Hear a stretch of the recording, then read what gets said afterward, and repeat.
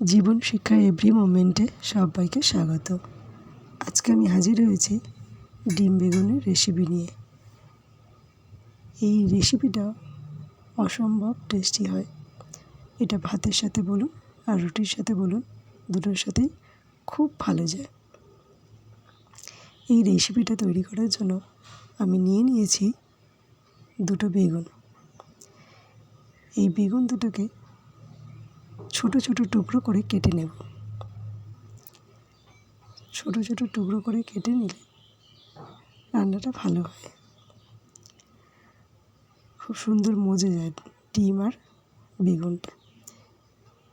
বেগুন দুটো আমার কাটা হয়ে গেছে। কাটা হয়ে যাওয়ার পরে আমি ভালো করে ধুয়ে নেব।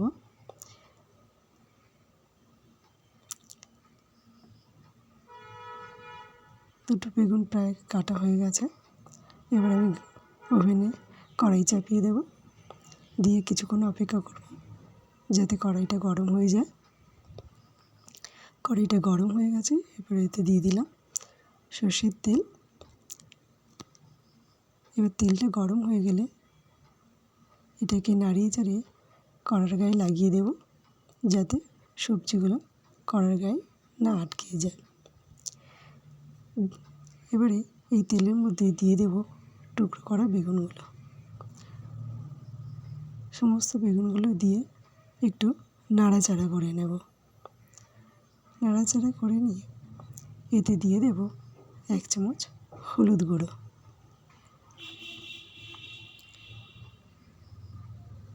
এবার হলুদ গুঁড়োটা দেওয়ার পরে বেগুনগুলোকে নাড়িয়ে নেব ভালো করে। দিয়ে এর কাঁচা গন্ধটা চলে গেলে এর মধ্যে দিয়ে দেব স্বাদ অনুযায়ী লবণ। স্বাদ অনুযায়ী লবণটা দেওয়ার পরে সমস্ত সবজিগুলো ভালো করে নাড়িয়ে নিয়ে এটাকে ঢাকা চাপা দিয়ে দেব। ঢাকা চাপা দিয়ে দিলে কী হয়, বেগুনগুলো তাড়াতাড়ি সিদ্ধ হয়ে যাবে। বেগুনগুলো সিদ্ধ হয়ে গেছে। এবার আমি এই বেগুনগুলোকে অন্য একটা পাত্রে নামিয়ে নেব। সমস্ত বেগুনগুলোকে নামিয়ে নেওয়ার পরে ওই একই কড়াইতে আমি দিয়ে দেব পরিমাণ মতো সর্ষের তেল।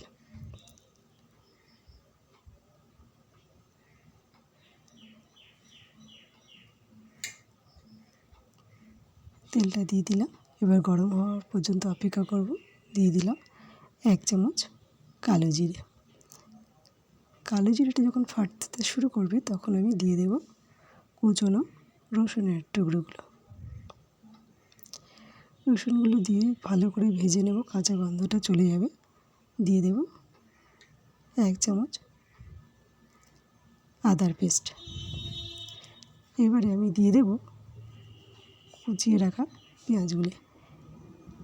কুচিয়ে পেঁয়াজগুলি দেওয়ার পরে আমি ভালো করে নাড়িয়ে চাড়িয়ে নেব।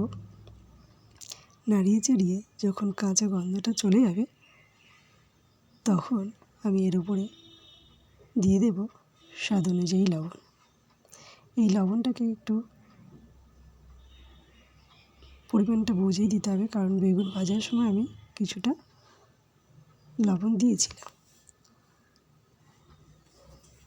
এখানে এই জন্য একটু সামান্য দিলাম। দিয়ে নাড়িয়ে চাড়িয়ে নিয়ে এর মধ্যে দিয়ে দেব 1 চামচ হলুদ গুঁড়ো। 1 চামচ হলুদ গুঁড়ো দেওয়ার পরে হলুদের কাঁচা গন্ধটা চলে যাওয়ার পরে দিয়ে দেব 1 চামচ লাল লঙ্কার গুঁড়ো। লাল লঙ্কার গুঁড়োটা দেওয়ার পরে দিয়ে দেব 1 চামচ ধনের গুঁড়ো। ধনের গুঁড়োটা দেওয়ার পরে দিয়ে দেব 1 চামচ জিরে গুঁড়ো।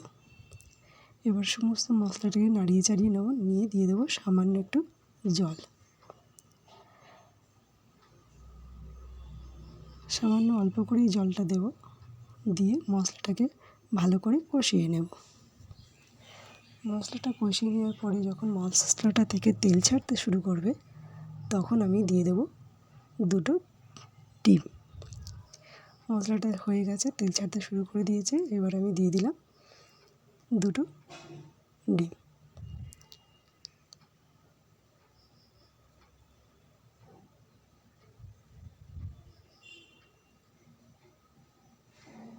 দুটো ডিম দেওয়ার পরে ভালো করে মশলার সঙ্গে মিশিয়ে নেব।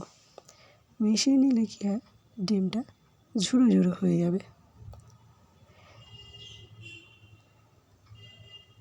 ডিমটা প্রায় ঝুড়ো ঝুড়ো হয়ে এসছে।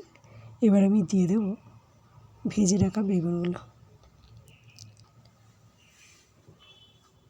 আমার চ্যানেলে নতুন বন্ধু হয়ে থাকলে চ্যানেলটা সাবস্ক্রাইব করে নেওয়ার অনুরোধ রইল।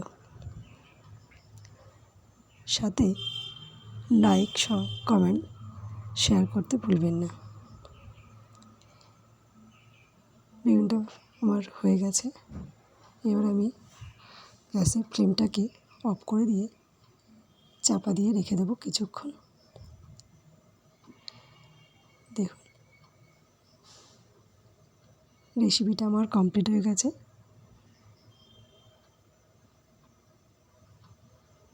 আজ তবে এই পর্যন্ত। আবার অন্য কোনো দিন হাজির হয়ে যাব অন্য কোনো নতুন রেসিপি নিয়ে। হয়ে গেছে, এবার চাপা দিয়ে দিলাম। গ্যাসের ফ্লেমটাকেও অফ করে দিয়েছি। সবাই ভালো থাকবেন, সুস্থ থাকবেন। নমস্কার।